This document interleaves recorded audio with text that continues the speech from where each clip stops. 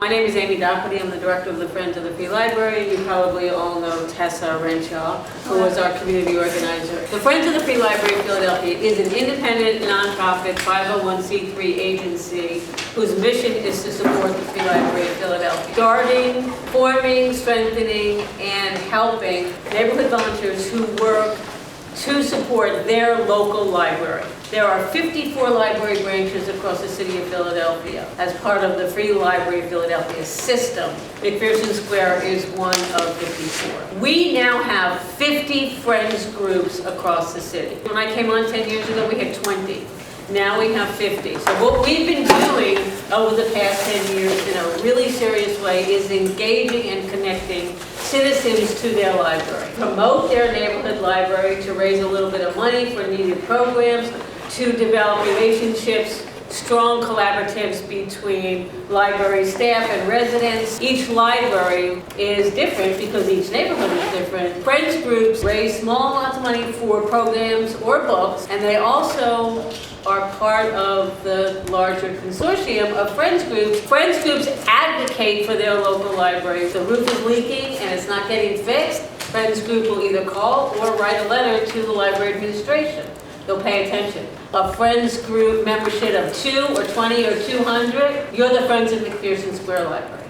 Also, as a citywide consortium, advocate together for sufficient budget for the free library system. Some of you may remember in 2008 there was the threat to permanently close 11 branches. The citizens of Philadelphia came out in a huge way with their love of the library. In 2005, Mayor Street wanted to make 20 of the 50 branches into what he called express branches, only open 20 hours a week as opposed to 40 without accredited librarians. We fought that and won that battle. Those are dramatic wins. Mostly it's not dramatic.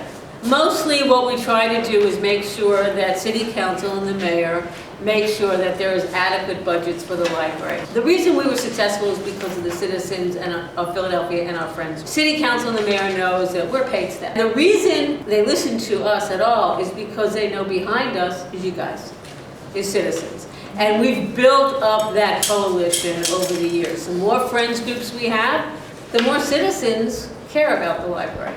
We've also changed the understanding on the part of the public and the part of public officials about the importance of libraries. They're not just about books. They're about computer access. They're about our fantastic, wonderful librarians helping citizens learn how to use a computer, search for a job, write a resume, English as a second language classes, GEDs, all of that stuff that we get at the library. Where we are now in terms of the library's citywide budget, the library's budget has not been restored. That $8 million is still not restored. There's shorter hours. The library's only open 5 days a week. There are still a lot of unscheduled closures. If the library doesn't have 4 people, then it can't open. That's going to be something we're going to advocate for going forward. Being one of our affiliates, meaning under our 501c3 tax-exempt status, means that each group can raise money for their library. You can have a book and bake sale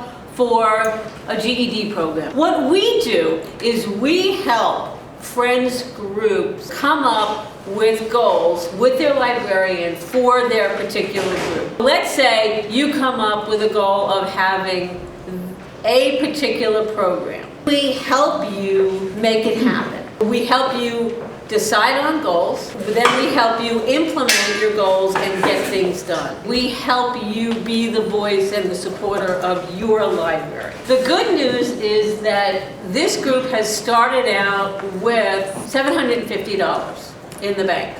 One of my board members donated $250, and Councilwoman Quinona Sanchez is giving you $500 of City Activities Fund money. That is really more than most groups start out with. Most groups start out by thinking, okay, we need some money to do what we want to do. What I would like to do now is to have each of you just say your name, introduce yourself, and tell us how you use the library, what's good about the library, and what you'd like to see more of here, what's not so good about the library. Whatever you say is okay. It's basically our first shot in you letting us know and you listening to how other people use the library. So who wants to get started? My name is Maria, and I'm not using the library as often right now, but in the past I do, using the computer. That is excellent. You know, that's a good resource for the community, because when you need to do a resume, when you need to come to, you know, internet to use any programs or do working information for, you know, medicines, or that's a great thing here in the libraries, you know, in everywhere, because I saw that the libraries have, you know, computers. That's a great thing. That's right. Yeah, that was awesome. Especially, you know, young people come and, you know, because use for homework and all that stuff. Get information about, you know, some kind of illness that I have a lot of them. You know, and for medications, and, you know, it's good to get information, you know. How would you like to make the library better? What would you like more of here? I like to see more young people, you know, using the library. So you want to see more youth using the library, Exactly. and maybe some programs that would attract them? Exactly.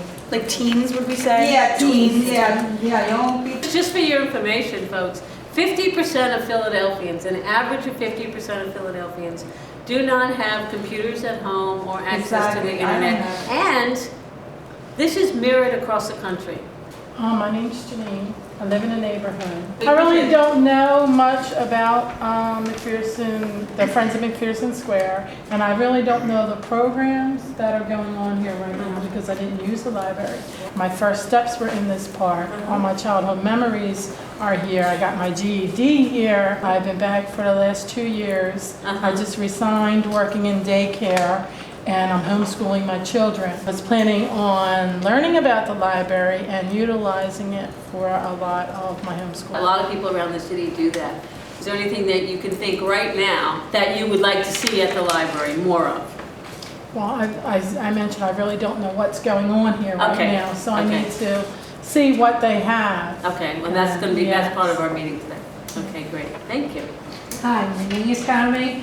I've been around here in this neighborhood for 11 years. When I came the first meeting over here, I started to be worried about the kids that they are after school, they go to the corner or something, or they boarding in the house. We had a lot of kids, and it's good that they come to the library, because by that way they're going to be do something good. Libraries are the center. This is, like in this long story, they're the center of the community, and one of the things that they provide is free meeting space. I think I would like to see more space to like plug in, just to bring a laptop. And I think a lot of people have portable devices and stuff like that. Yeah. They can come and bring.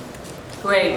A bunch of other libraries have that. That comes under the bucket of advocacy. We would together help you advocate to the library administration to get that. My name is William Bragg, and basically I'd like to see the library used as Jonathan. In kind, I consider the library the center of the community, a place of information that connects the suburb to the city hall. There's a whole juncture of information here, a whole contact source point here. I'd also like to see something beefed up with the block captains.